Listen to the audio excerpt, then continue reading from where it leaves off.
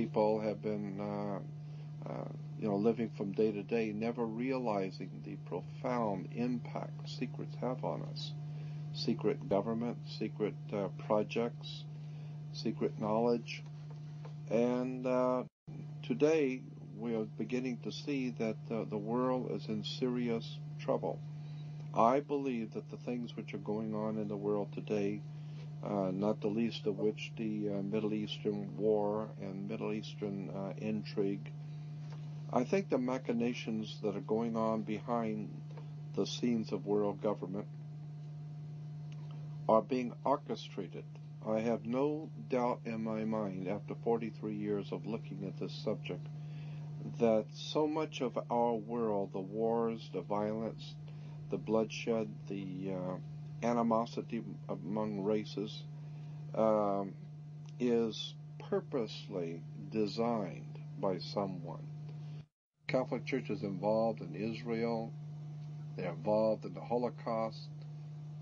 When the Nazis saw that the war was going bad for them and they were going to lose the war, that was like 1944, all the top Nazis were given Vatican passports and given safe passage and money through the Vatican banks.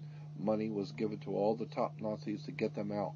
So the Vatican sent a bunch of Nazis to Uruguay, Paraguay, Brazil, Argentina. We know they're down there. Well, it's all Catholic down there. That's right. That's why they're down there. The scientists and the theoreticians, they sent directly through the CIA, which is the Knights of Malta organization for the Catholic Church. Catholic Church is CIA. CIA is Catholic Church. The CIA broke into the Watergate Hotel. Watergate Hotel is owned by the Vatican.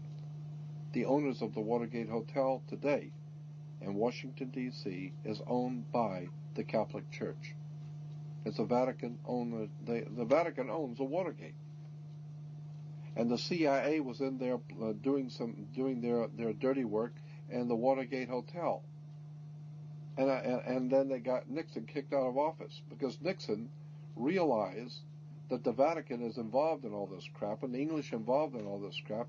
So the Vatican set up their own people. Send the CIA into, well, we can't do it in just any place. That's all right. Send it to our hotel. We'll take care of it. Reinhard Gehlen was not only a Knights of Malta, but he was also one of the founders of today, the CIA. Reinhard Gehlen was the man in charge of security for Adolf Hitler. He was chief of security for the Nazi Empire, Reinhard Gehlen. And when he saw that things were going bad and they were going to lose, Reinhard Gehlen was chief of security. He's not an idiot. And this guy knows the war is up. We've lost. So he goes to the Vatican, and the Vatican gets him a ticket over here to work for America, and he comes over here and sets up something called the CIA.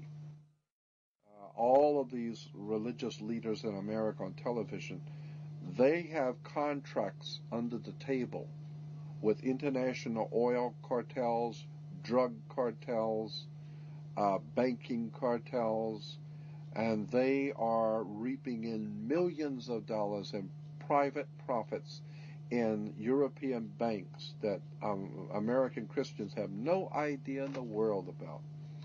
But all you have to do is just start doing some homework and checking on all of the so-called Christian leaders who are all for the state of Israel. Find out how much money did you make last year. Then you begin finding out the oil companies put up millions of dollars for Christian churches to send out missions.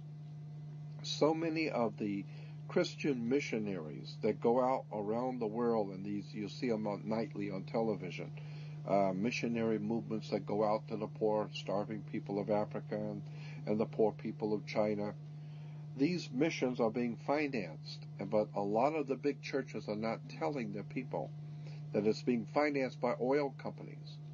Oil companies and drug cartels are financing many of the church's missions throughout the world. We now know, we have documented proof beyond a shadow of a doubt that World War I, World War II were planned. long in advance. The things which are going on in the Middle East have been planned for, I believe, at least 40 years, minimum. I can show you at least 40 years ago that this government, American government, was already keenly anticipating a major war in the Middle East. The corporation called United States, after the change of the century, coming into 1900s, decided they wanted to expand. They got so much money and they're doing so well. They thought maybe we could expand the business, move the corporation out a little bit. Let's expand business. Let's go to Germany or Europe and open up a big corporation there and take in their corporation, their government. We'll take them over. And the Germans said, "Hey, Jack, it's like a mafia. What are you coming over here? You're gonna buy me? I'll buy you. You don't buy me." Like the Godfather movie.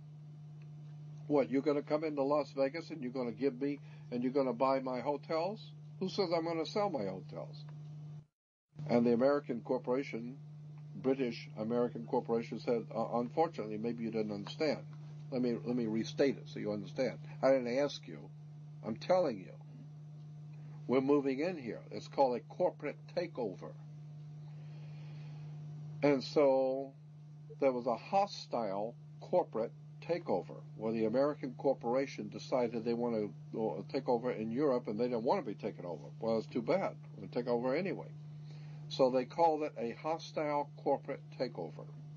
We call it World War I. So the corporation called United States was able to overthrow the existing corporate order in Europe, but it cost a lot of money. They had to build a lot of tanks and jeeps and pay a lot of people. And the corporation, well, they were successful. They did what they wanted to do. But they went broke doing it. And so when they went broke doing it, and then the bankers pulled their money out in 29, we had something called a stock market crash. Because the corporation spent so much money, they went broke. So the international banker says, well, if you're broke, what are you coming to me for? I'm not going to loan you money if you're broke. And so